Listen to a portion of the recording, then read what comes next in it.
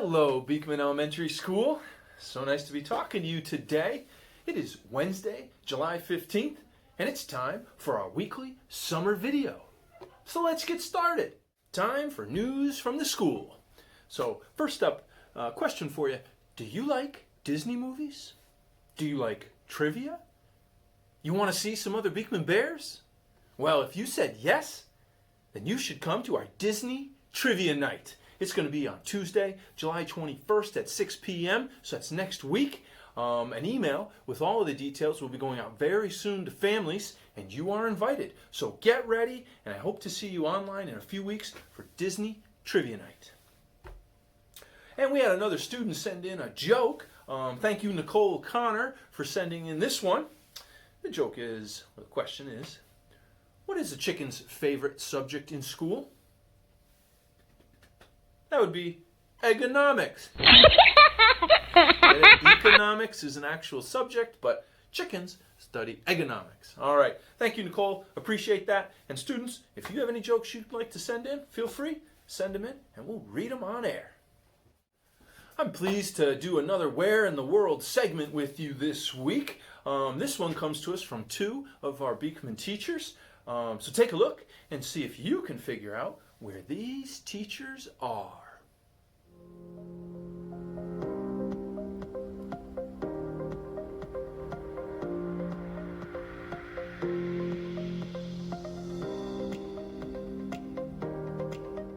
It's Miss Boydston, and I'm hiking with Miss Perone, hey guys. Hey, so we are in one of our favorite spots in the Hudson Valley. If you look behind us, we got the Hudson River. Oh, cameraman is zooming in. Newburgh Beacon Bridge is there. Batterman Island is there. It's one of our favorite places to hike. We also have some visitors today. We have Leah. Hi! And Jackson. So if you can figure out where you are, it's a great hike and we recommend it. Where we are, it's a great hike and we recommend it. Enjoy your summer, Beekman Bears. Bye guys. Thank you, Mrs. Boydston and Mrs. Perone, for taking us on that hike with you and sharing such an awesome view with us. So students, use the information that Mrs. Boydston and Mrs. Perone shared with you and your knowledge of the Hudson River geography and try to figure out where in the world they were in that video. So share your answers with me via email or Google Docs, and you'll get a shout out next week. So good luck figuring out where in the world were Mrs. Boydston and Miss Perone. I think you know what time it is. It is time to celebrate some birthdays. So here's some shout outs to this week's birthday buddies. All right, July 16th, happy birthday to Ibrahim Abdelrahman. Ibrahim, it's going to be your birthday tomorrow, so hope you have a great one. Enjoy, and you share your birthday with Orla O'Donnell. So happy birthday, Orla. Hope you enjoy it as well on July 16th. And then on the 17th, Eleanor Amato. Eleanor, happy birthday to you. Hope you have a great day. Hope you have some great weather. Enjoy your birthday. And then on the 18th, happy birthday to two Beekman Bears. First up, Claire Geiger. Happy birthday, Claire Bear. Hope you enjoy it. Have a great, great birthday. And you share your birthday with Kai Lugo. Hey, Kai, happy birthday to you. Hope you have a super day. And then on the 19th, Logan Bloom. Happy birthday, Logan. Hope you have a super birthday. Enjoy it with your family and your newest sibling. So enjoy. And then on the 20th, Cadence Ducar. Happy birthday, Cadence. Your birthday's coming up in a little under a week, so enjoy. And then also on the 20th, Logan Shaw. Happy birthday to you, Logan. Have a great, great day. I'll be thinking of you. And then on the 21st of July, happy birthday to Zoe Lipinski. Zoe, happy birthday. Have a great time. I'll be thinking of you. And that is all, everybody, for this week. All right. I think this is a good time to remind everyone how important reading is. Summertime, that's a great time to get caught up in a good book or a series. Many of you know that 2 summers ago, I read the entire Percy Jackson series. Man, did I love those books. Read them all in the summer. And this summer, I'm rereading a series that I read many years ago. It must have been like 12 years ago. So I've gotten these books back out that I love, and it's a series about an Israeli spy. So it's got a lot of mystery, it's got a lot of action. I've read 4 of the books, and I have a couple more to go, and I'll have finished the whole series. So I really love it, and I just wanted to remind you to make sure you're reading every day over the summer. 15, 20 minutes. Find a good time that works for you. A lot of students like to read in the evening, when the days are cool and they've been outside all day or playing or whatever, and it's a nice relaxing thing. Some students like to read in the morning when they first get up, where it's really quiet and have some quiet time. So do what works for you. But when the summer is over and we start school again, you're going to be really glad that you read every day for 15 to 20 minutes. And so will I. So make sure you're reading Beekman Bears and enjoy. All right, and so for today's Reading Corner segment, I've selected The Promise by Nicola Davies. I think you'll find that this story is a different take on a familiar theme, and I hope you enjoy it.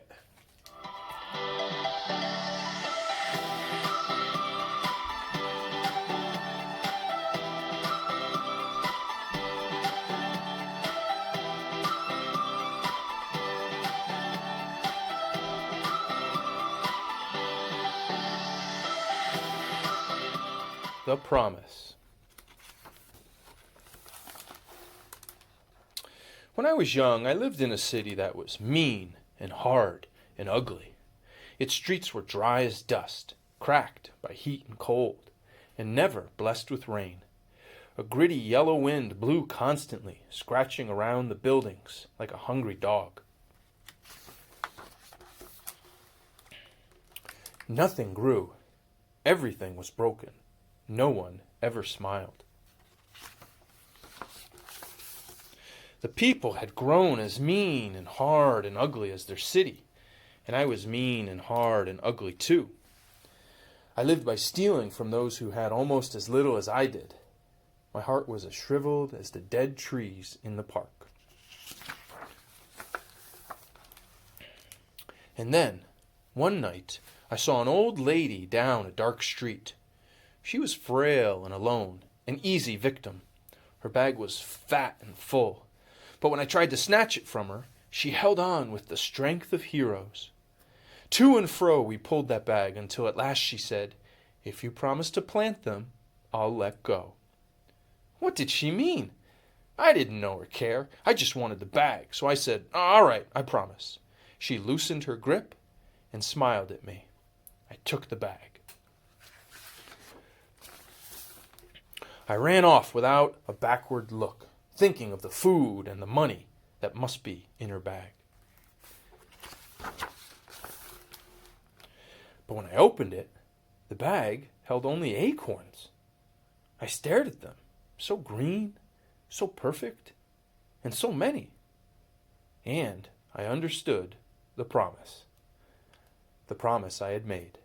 I held a forest in my arms, and my heart was changed. I forgot the food and money, and for the first time in my life I felt lucky, rich beyond my wildest dreams. I slept with the acorns as my pillow, my head full of leafy visions, and in the morning I began to keep my promise. I planted beside roads and at rotaries, among rubble, ruins, and rusty railings, by train tracks, tram lines, and traffic lights,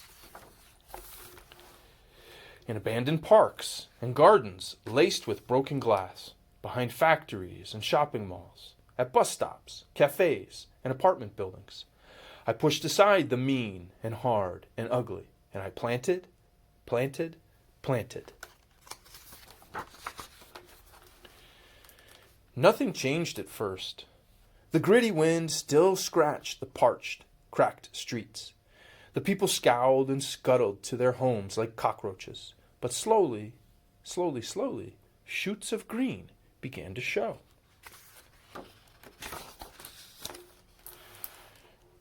Trees! First here, and then there, and then everywhere. People came onto the streets to see. They touched the leaves in wonder, and they smiled. They had tea together by the tiny trees, and they talked, and they laughed. And pretty soon they were planting too. Trees and flowers, fruits and vegetables, in parks and gardens, on balconies and rooftops.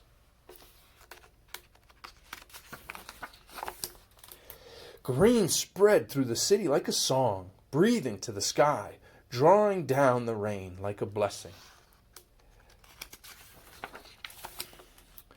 But by then, I was already far away, planting in another sad and sorry city. And another. And another. And another. And last night, in a lonely alley, a young thief fought me for my sack of acorns. I smiled and made the old bargain, knowing how a heart can change, knowing that my planting will go on. The end. And that was The Promise by Nicola Davies. All right. Did you enjoy that book? Well, what did you think about after you heard the entire story? What surprised you? What part of the story do you remember most and why? And what do you think the author's message is to us?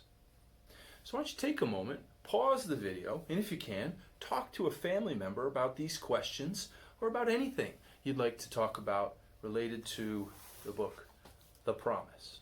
All right, so go ahead, pause the video and talk. Okay, so thank you for sharing your thoughts and talking about the book. That's really important, right? We know that. We know that talking about books is almost as important as reading them. So here's some of my thoughts, if you're interested, on the book The Promise.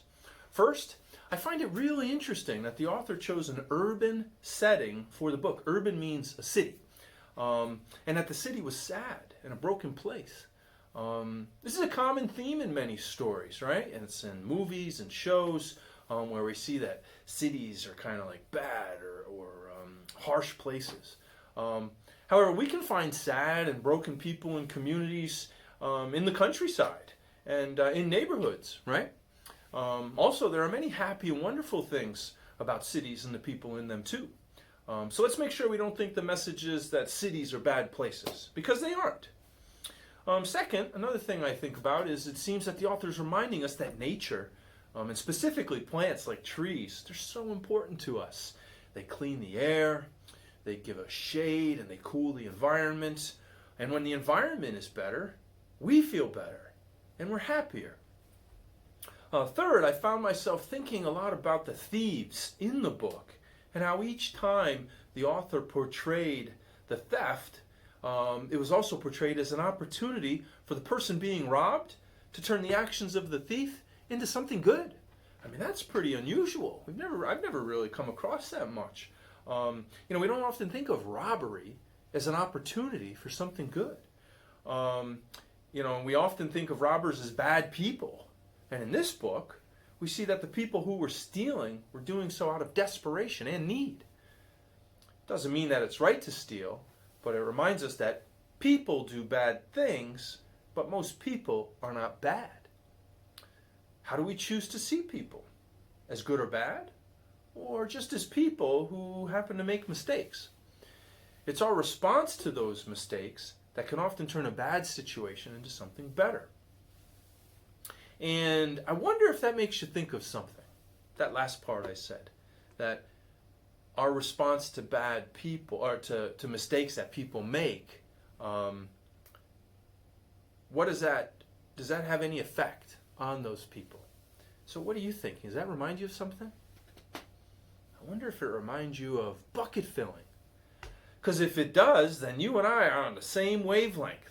When I read again about what that old lady did by making the girl promise to plant the acorns, she, in this indirect way, was filling that girl's bucket. Now the girl, the old lady kind of looked out for her, asked her to do something, the girl did it, and it made her feel better. And she went on doing it. And then when someone stole the bag of acorns from her, she asked the same thing and made the thief make the same promise. So it's kind of like bucket filling. And so we remember that when people have empty buckets, they often need help from others to fill their buckets so that then they can make a positive difference for others. So it's things like understanding, patience, generosity, forgiveness. That's the key. to making the world a better place. So thank you for Nicola Davies for reminding us about these important things in your book, The Promise, and I hope everybody, you enjoyed that and it got you thinking a little bit. That is all for our weekly video this week. So I hope you enjoyed the video and all the different segments, and I can't wait to talk to you next week. Now, just a reminder, next week on the 22nd of July is going to be a special kindergarten segment. So next week's video is going to be dedicated completely to our incoming kindergarten students. It's going to be a video just for you. Anybody can watch, everybody should watch, but it's going to be kindergarten themed. So that's all for this week. Take care, everybody. Bye.